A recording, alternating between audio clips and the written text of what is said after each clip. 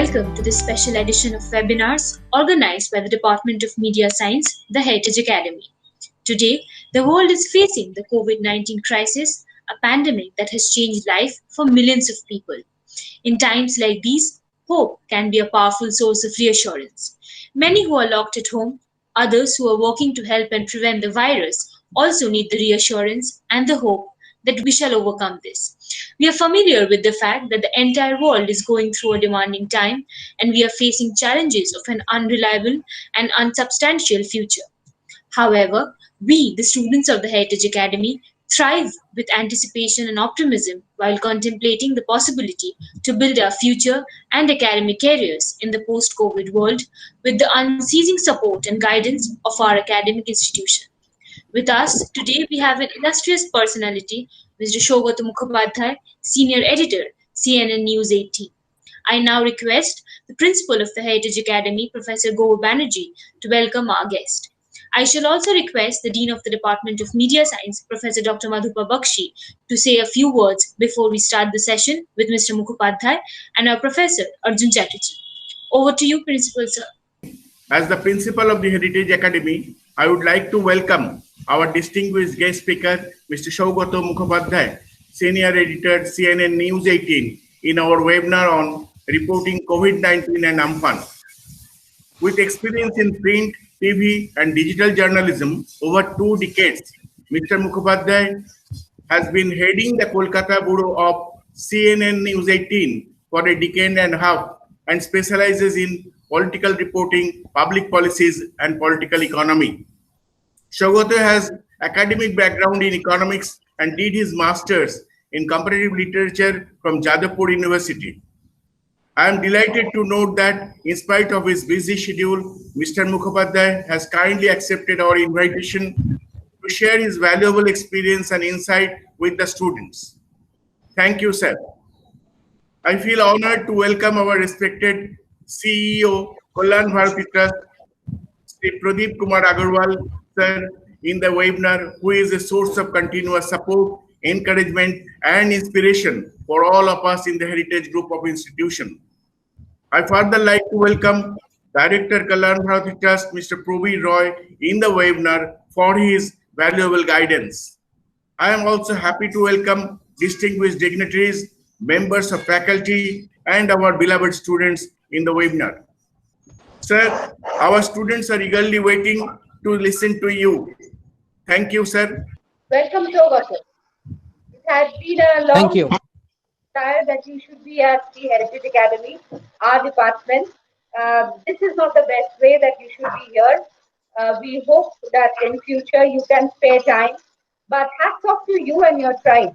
During this COVID and Amphan, whatever you did was amazing. Sitting at home when I watched you and Muripadi, Somal, it was like goosebumps how these people are out there doing everything while we are all afraid sitting at home. So we're looking forward to, we and my students are looking forward to hearing that experience.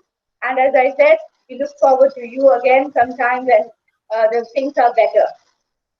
Thank you for having me. And Arjun, it's over to you. Thank you, ma'am. Welcome yet again, Sougata. So I will keep it formal as all sessions are. So I'll call you Sougata professionally as we do it on the field. Please do. And being a senior in the profession, having done several assignments together, I will not get into that, but I will ask you to focus more on how to cover pandemics. Well, I have never covered this, you have, but we have done several other assignments. Also cyclones, we have done it in the past.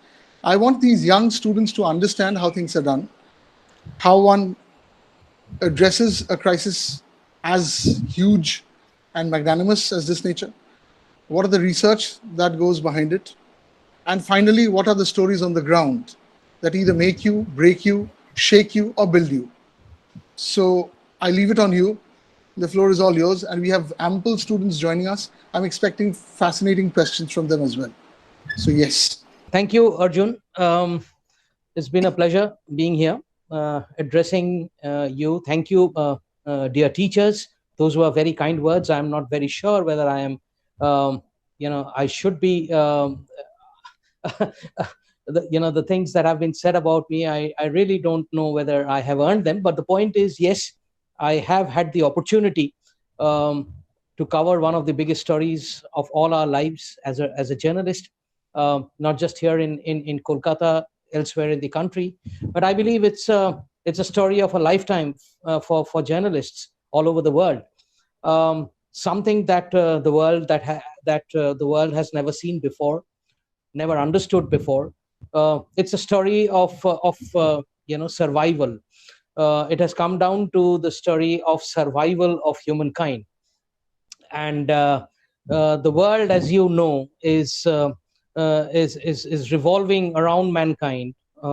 If I'd be a gender correct, humankind, and the earth may not be anthropocentric, because there are existence of other species, but the world as we know it today is certainly revolving around humankind.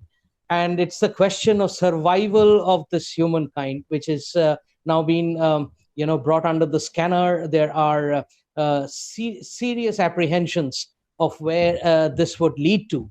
When we started covering COVID-19 sometime in the beginning of March this year, prior to that, there were certain anticipations.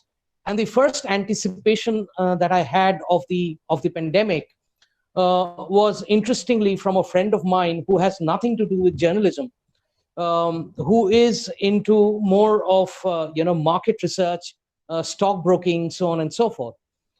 And while I was driving, and he was sitting next to me one day on my way to the office, and we have our offices next to each other.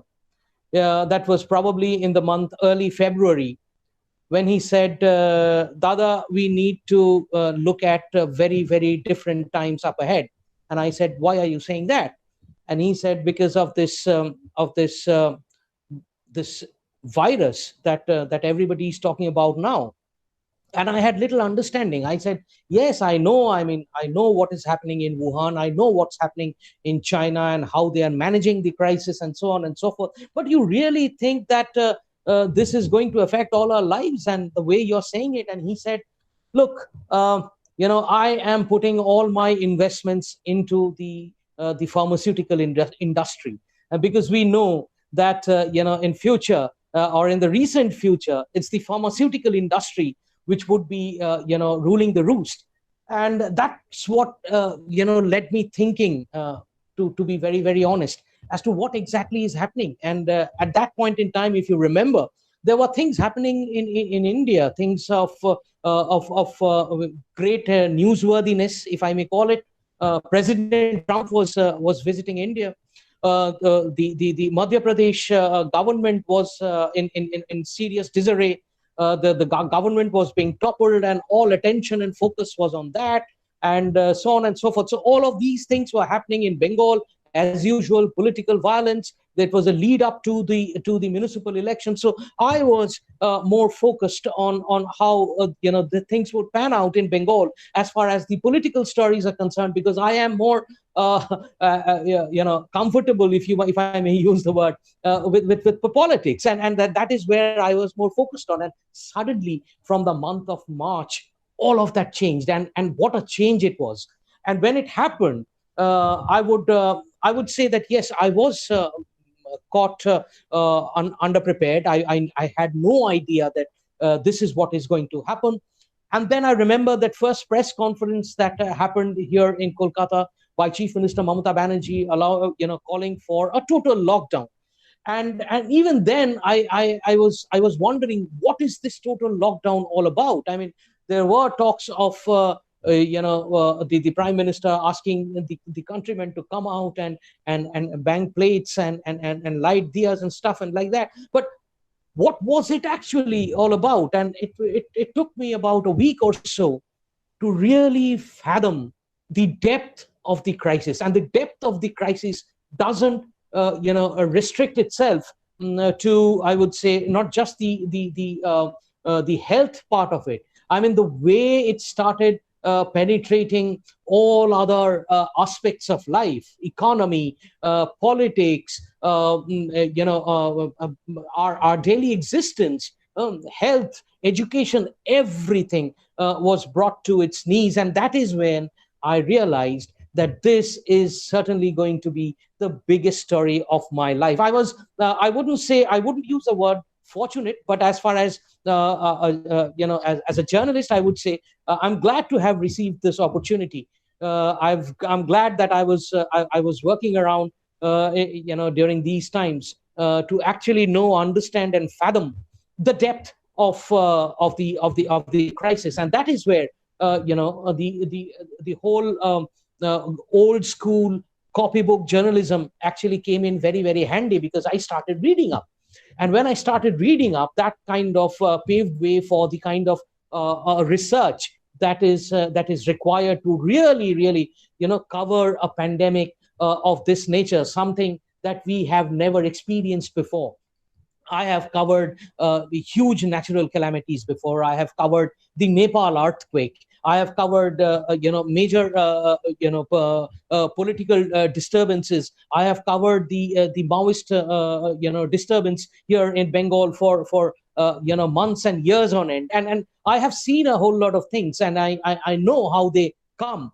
But this was something that I wasn't prepared for. I'll be very, very honest. I wasn't prepared for this. I really didn't understand the depths of the crisis initially, especially in the first week of March. And that is when, I frantically started, reading up things, journals, things on the internet. I started speaking to doctors, friends of mine who are in the profession, and they started explaining to me, and also public health experts. Mind you, when you cover a pandemic, it's not enough to only speak or talk to doctors, because they are essentially focused on the disease.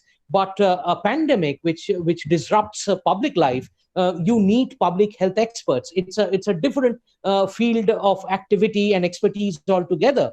And if you do not kind of have a thorough understanding of what exactly public health is all about, and how we need to understand public health, you really wouldn't develop a perspective on how to cover a pandemic of this nature.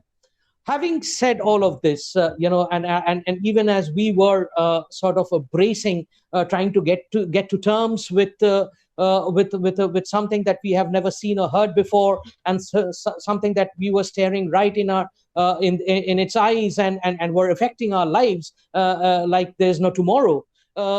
In the middle of all of that, there was this massive storm that hit us. Amphan, and it wasn't new for me, as far as covering of cyclones are concerned. We do cover cyclones. I have clear memories of the first super cyclone. I was a student then, but the first super cyclone that hit Orissa and ravaged and destroyed that state. I remember exactly. I had seniors in the profession who were already in the profession at that point in time, and were covering the super cyclone for leading newspapers. TV wasn't very big at that point in time, but I remember, I used to read those reports that used to come from Odisha at that point in time, and people and friends I knew, seniors who to me in the university, they were already in the profession covering that thing, and I used to read up. So I had kind of a background for covering of cyclones, which in the course of my career, in the course of my both in print and in TV, I have had the opportunity of covering these cyclones. But this cyclone was different for two reasons. One, of course, it was the biggest cyclone that I stood in the middle of. First of all, that is something that I haven't seen wind speed gusting up to 180 kilometers an hour. I haven't seen wind speed picking up to 130, 140 kilometers an hour within Kolkata city. I haven't seen I haven't felt the adrenaline rush, standing in the middle of a street right outside my office and reporting the cyclone, when trees were getting uprooted all around me. People were telling me to just move out because they would fall on my head, and all kinds of crazy things happening on the day the cyclone struck. That was one thing. The other, of course, is the coverage of cyclone and its aftermath, really, that is where what matters, because when the cyclone strikes, it leaves behind a trail of destruction, and that trail of destruction, it's my job to sort of record and document that trail of destruction. And I had to do that in the middle of a pandemic. So that is where it was very, very different. And I had kind of take extreme precautions in moving around. I had to meet people. These people were in extreme distress. The topographical challenges that we had to meet when we went to the interiors of Bengal, where the cyclone had covered, had caused the most destruction, and the people who were at the receiving end of all of it. So when we were there, I had to keep in mind that we are in the middle of pandemic, and you just cannot cover the way you used to do before, because certain things have to be kept in mind, certain precautions have to be taken, and certain things cannot be done. That is the most distressing of all. When you go to cover a story of this nature, of this magnitude, what happens is there is this constant feeling within you to go all out, take all the risks that is required to, because you need to have it on camera, you need to talk about it, you need to show those pictures, all of that. But then at somewhere in the back of the mind, we had to keep in mind that we are in the middle of pandemic, and there are things that we cannot do possibly, because that would lead to not just endangering my life, but the lives of others who are around me, who are working with me, and so on and so forth. So that is something that made this coverage of Amphan really unique. For the two reasons that I told you about, and that is something that I would be treasuring as experience all my life. So Arjun, I would give the floor back to you. The basic points that I had to talk about, I would rather seek questions from the students or from anyone who's attending this webinar. And it would be easier for me to sort of address and share my experiences once those questions come, and once it becomes more interactive. Back to you, Arjun. Right. I am putting this on record. I'm asking all the students to post their questions in the chat box, and during that short period of time, I have a quick exchange of notes. I was doing digital journalism, as you know. What were the notes that you had to go through? Because pandemic was new to us as well. You could move, we couldn't. So what were the R&D, research and development, that went behind the kind of journalism that you did for broadcast media? That's for the pandemic, COVID-19. And yes, we have done ILA together. This was way, way bigger than that. How brutal was it? And what were the big no's that a journalist must keep in mind while covering it amidst a pandemic as huge as this? If you can just quickly throw some light on that, I'm sure the students would understand, because what you discussed is what we see on television, and what goes behind is something they need to know during their training period. So if you can just shed some light on that, and I'll start taking questions from the students. All right, Arjun, to answer your first question, and I'll try and be as brief as I can, because I really want the questions to come from the students. As far as the R&D is concerned, once I got an idea as to what I am up against as a journalist when COVID-19 struck really bad, and that was the first week of March. That is when I went into some hectic reading. So that's the first thing that I started to do. The researches that had already taken place at that point in time, understanding the virus, understanding the virulence. I immediately had some insight into the fact that the mutation potential of this virus is probably higher than any virus that mankind has ever come across. And why was this mutation taking place so fast? What was there in this virus? What is specific to this virus, which is leading to the virus mutate from animals to man, and from man to man, and then from man back to animals?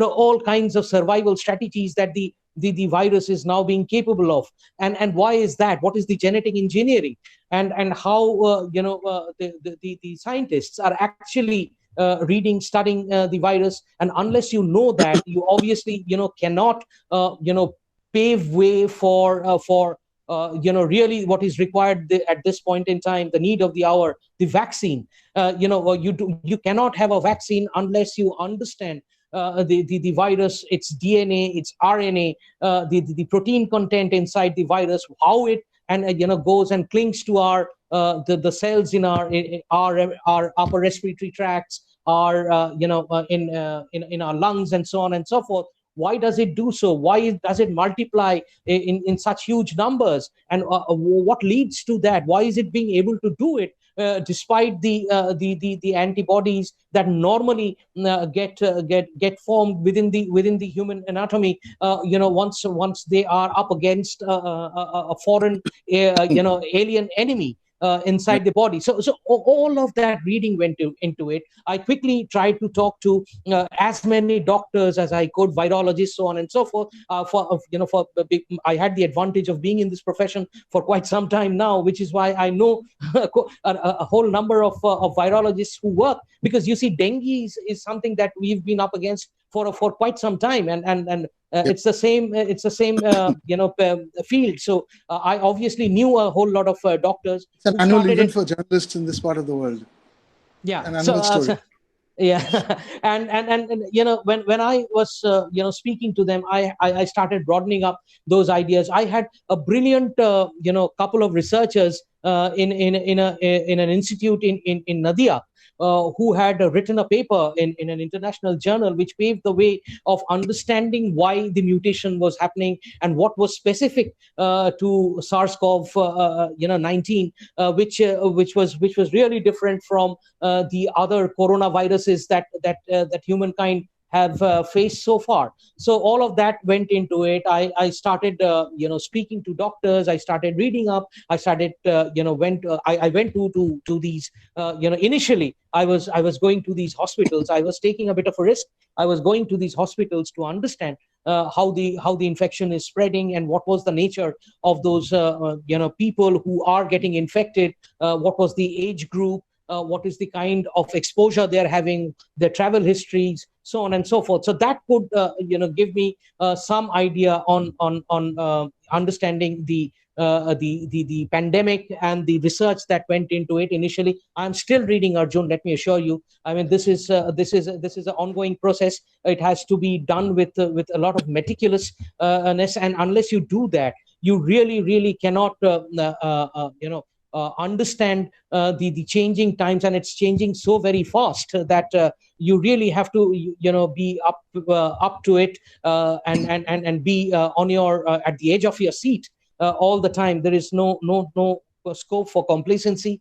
There's no scope for having that feeling that you already know enough to report. No, I don't. And I'm afraid I'm interrupting.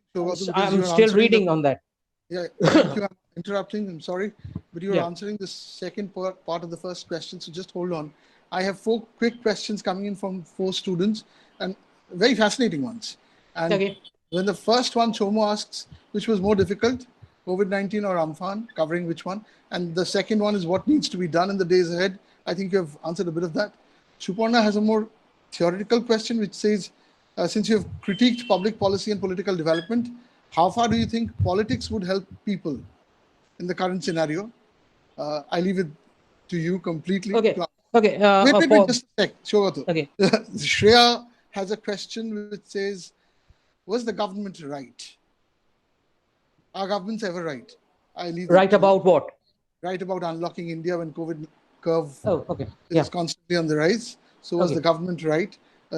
She's referring to both the state and the central government. I understand. And Shweta Gupta has a fascinating question, which is more about the visual, where she sees you walking in the flooded area of Hashnabad. Okay. And how did you cope up with the situation there? So yes. All right. I'll try and answer one at a time. What was the first question, Arjun? Could you please? This was more difficult to cover, 19 or COVID-19 or Amphan. And well, the difficulty quotient. Normal. Difficulty quotient. It's really very difficult to judge that, because all such major stories, when they break, they come with their own unique set of challenges. The question is one of adaptability. How quickly, as a journalist, are you able to adapt to the changing scenario? And once that is done, how quickly you can get on top of it, understand the situation, and then sort of ask the right questions. You see, you can only be a good journalist only when you know when to ask and how to ask the right questions. You can, there are all kinds of questions to be asked. Not all of them are right questions. Unless you ask the right questions, you don't elicit the right reply. And when you don't get the right reply, you go nowhere. So I mean, you're lost. So in order to do that, you really need to know the subject.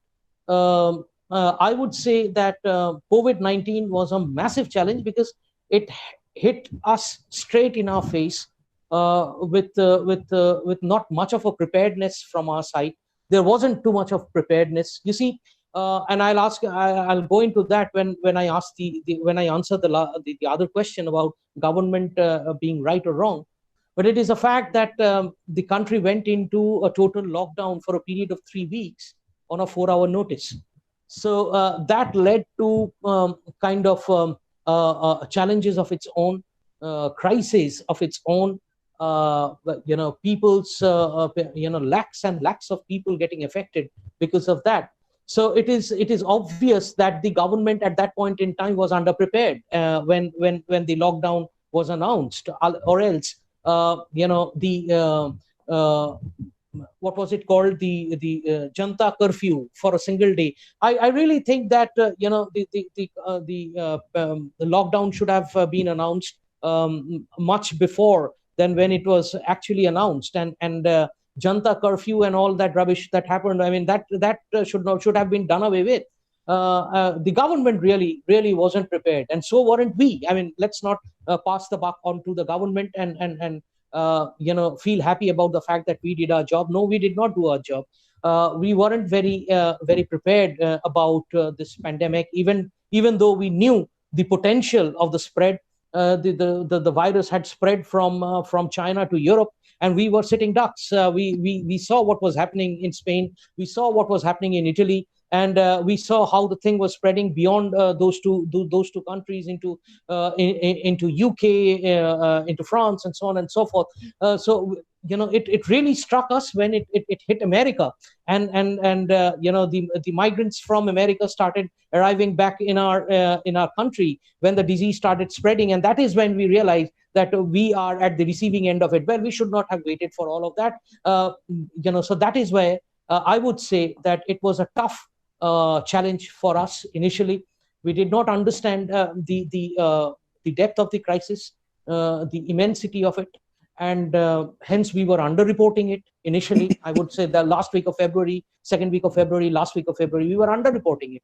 And yes, that is where I find COVID-19 to be a bigger challenge. What I said about Cyclone Amphan was the real challenge there was to report Amphan in the middle of the pandemic, and the things that we could not do because we were in the middle of pandemic, and that made our task even more difficult. That is where the challenge came from. But as overall difficulty quotient, if you ask me, this pandemic is changing pattern, changing shape, changing colors, and it's going from what it was in the first week of March to the first week of July now, and we do not know where it will go to from here on.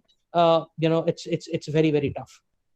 Arjun, what was the next question? Yeah, the next question was Suparna's question. With since you critique public policy and you've covered government officials. Yeah, politics. How important is politics? Yeah. So let me tell you. Out in scenario. Yeah. Suparna, to answer your question, yes, politics is very important. It's too damn important because they are the ones sitting at the helm of the affairs, devising public policies. Like I said, referring to what I said a short while back, if the lockdown had been announced a couple of weeks before, maybe we would have been in a better position. a 4-hour notice for a lockdown led to this massive migrant worker crisis. And what happened as a result of the migrant worker crisis? Lakhs and lakhs of migrant workers stuck, in different other parts of the country, desperate to go back home. And you know what happened as a result of that. That went on for far too long. It should not have happened. I don't see that happening. I haven't seen that happening in any other country, not even in China. There was no such migrant worker crisis. In the US, there is no major migrant worker crisis, people stuck because of the lockdown. No, nothing of that happened, because there was a backup plan by the government. There was no backup plan over here. In fact, I have reasons to believe that the government, when it announced the first lockdown, did not even foresee that there would be a migrant worker crisis of such nature, where lakhs and lakhs of people would be in such major distress that they were for months on end. So that should not have happened. I would say it's a failure of the political apparatchiks of our times, and that is where they fell short. But I would also say that but without these politics or the politicians and the public policies, we would not be able to combat a crisis of such nature. It has to come from the political fraternity, and it is coming from the political fraternity, not just here in India, but everywhere in the world. So if you are looking at a health body like the WHO or the ICMR in India,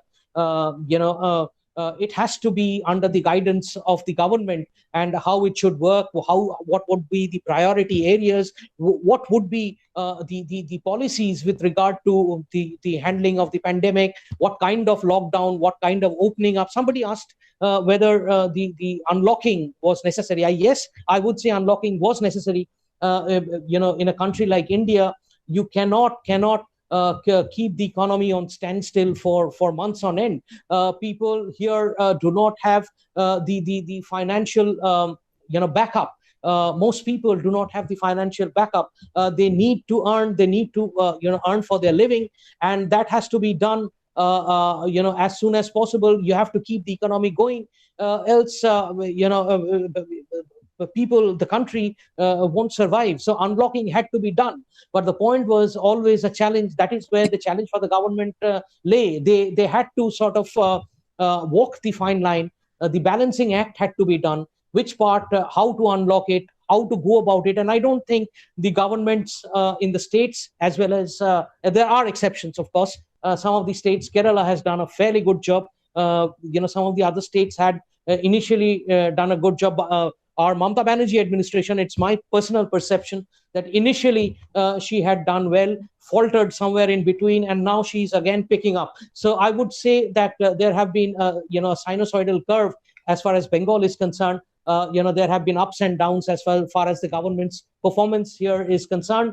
But yes, the unlocking had to be done. It is a necessity. Without unlocking, it is not possible for our people to survive, and we certainly cannot take that risk. They are already in a lot of misery. We cannot put them in more misery. So there has to be done. But there are all kinds of suggestions that have been coming from experts as to how to do the unlocking bit.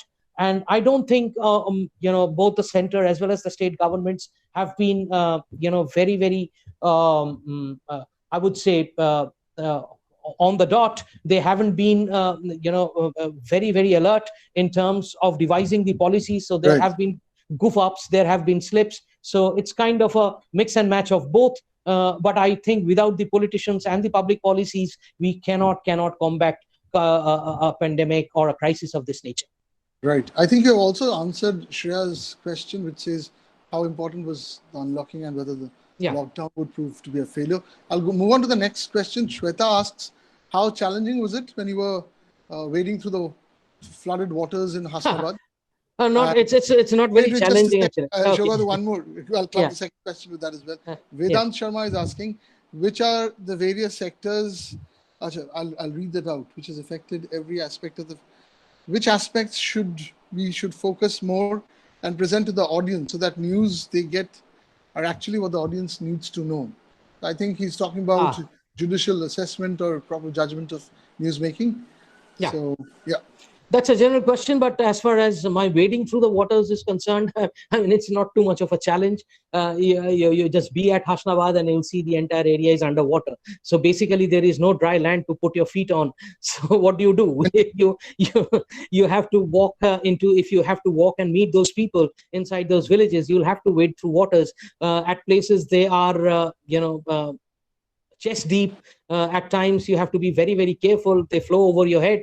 8 feet, 9 feet water standing inside villages. It's really it's a very, very sorry sight, but that's how it is, because the embankments had breached. River waters from the neighborhood rivers. I was standing at a village where the waters were gushing in from the Ichamati river. Ichamati, as you know, is a perennial river. It is close to the sea, and it passes through both Bengal as well as neighboring Bangladesh. Highlighting flaws, bringing positive changes. Oh, of course. I mean, absolute. That's a no-brainer. I would say. I mean, documenting the ground is something that we are supposed to do. That's exactly what our job is. I mean, it's the ground that we address, because our viewers, our audience, our readers, they are all there in the ground, facing whatever is happening, to them. And unless it should be a bottoms up policy, not a top down way of looking at it.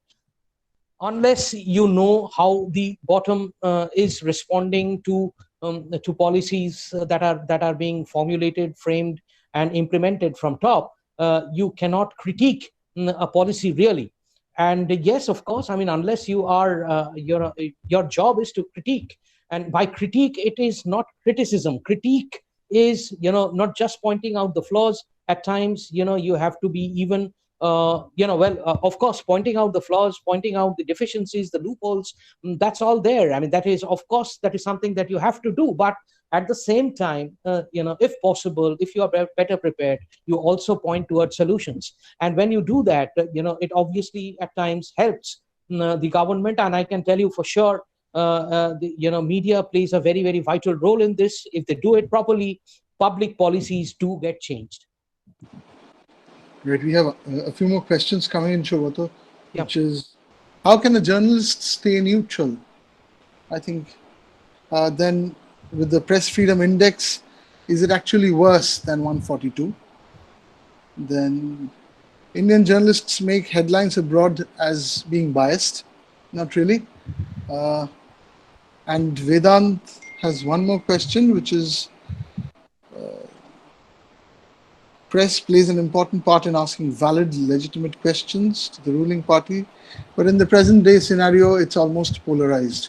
How do you respond to that question, being in the scenario? Okay, let me be very honest, with as honest as I possibly can. I completely agree with the fact that the press is polarized. I mean, there is no two ways about it. It's not rocket science to understand that the press and the so-called neutrality of the journalists have already come under question, and that has happened a long time back. I mean, that's not new. The question really that we need to ask here is that in this polarized atmosphere, how close are we sticking to facts? That is where I think the real challenge is. Polarization is fine. I mean, there is at this point in time, it is a matter of culture. It is a matter of practice. One or two journalists or one or two houses, media houses cannot make that change. It is a change that has to be brought about in the form of a if I may use the word revolution. And that is a far cry at this point in time. I'm not even thinking about that. At this point in time, what I am really thinking about is, we are living in a world of fake news. We are living in a world of post-truths. We are living in a world where the social media is dominating public perception, and social media is something that anybody and everybody has a free hand on, and obviously the political fraternity is making the most of it. They are obviously doing a lot of stuff which is not really good on the social media, and in terms of leading us astray, leading us further away from truth. So my real challenge at this point in time is not about neutrality. My real challenge at this point in time is about sticking to facts, and that is something that is at times getting compromised. And if that happens, we really need to stand up and sort of question the design or the politics behind this concerted effort to take us away from truth, to take us away from facts. So I don't mind if you are a supporter of a particular party. I don't mind if you are supporting an ideology which is completely different from that of mine. But I will mind if you in your effort to sort of pursue your ideology, you actually place things that are falsifications and untruths and are not facts. And that is where I actually take exception. So that is the real challenge before the mainstream journalist at this point in time. Not neutrality. Neutrality is utopia. It is not going to happen. All we can do and ensure is stay as close to truth as possible. Sougata, one last question coming from our Dean, Dr. Bakshi. Yeah. Broadcast has had a good time during the COVID. What happens in the future? Well, sir, I would say that, From our Dean, Dr. Madhupa Bakshi. Yeah, okay. Ma'am, I would say that that this having a good time during the COVID is actually, in terms of viewership, yes, the viewership has gone up. Has that ensured revenues? I really don't think so. Revenues haven't quite, have not come in, because businesses are in deep distress. Most businesses are in deep distress, and viewership has gone up definitely. That is a good thing, because as far as us journalists are concerned, more and more people are watching us, more and more people are talking about us. That's something that is what we want to happen. But at the same time, we also want to ensure that our salaries are in place. We also want to ensure that more brighter people come into this trade, into this profession. There is proper opening for all of them. I would say that second part is still a serious concern at this point in time in the entire industry, be it in print, be it in TV. It's going through a difficult phase. We'll have to wait for another quarter, another cycle to really understand, because between March and now, 3 to 4 months, we have had the first wave of that backlash. We need to see what exactly is happening in the next couple of cycles to figure out exactly where we are going towards. At this point, I think the scenario is not looking very, very bright. I'll be very honest with that. And how much blurring of the lines between journalism and business journalism and private interests? Well, I can only talk from my experience. I work for a company which is owned by a business group. But in my experience, I have never had any sort of some diktat to do this or not do that. When I'm working on the ground, so that way there is no interference. But I would say that yes, when business interests takes priority, that obviously sort of at times tend to undermine the editorial sanctity of an organization, of a news organization. There is something called an editorial sanctity that must never be disturbed and crossed. That there is a tendency from business interest to disrupt that, and there is a constant war inside. I'm sure you know about it, and we keep fighting that war within our organizations day in and day out. And I would say that the better we fight the war, the better we ensure as to how far we are able to maintain our editorial integrity and not give it up to business interests. Okay, thank you. Thank you. We are running out of time, but I mean, conversations would continue. Sougata, we all are, as the Dean had mentioned, we are expecting you in the college premises once we all get back there. Sure, I'd love to. And I asked Navneeta to conclude this session. Over to you, Navneeta. Thank you, sir, and Mr. Mukhopadhyay, for this amazing session. The topic in itself was very enriching, and the fact that Sougata sir came in with such huge amount of experience and gave us an idea about the inside stories of this sector has been an eye-opener for many of us. We thank you, Mr. Sougata Mukhopadhyay, for that excellent presentation in your time. Sir, it was an honor and privilege to have you with us. I wish to thank our CEO, Shri Pradeep Agarwalji, our Dean Professor Dr. Madhupa Bakshi, and our Principal of the Heritage Academy, Professor Gaur Banerjee, for supporting us. We also wish to thank our dear faculty members, Professor Arjun Chatterjee, Professor Bornali J, and Tamal sir for their continuous inspiration, guidance, and support. We look forward to see you all on our next webinar session. It's time for my senior Suparna Ghosh and myself, Navneeta Nandan, to sign off. Thank you. Stay well and stay safe.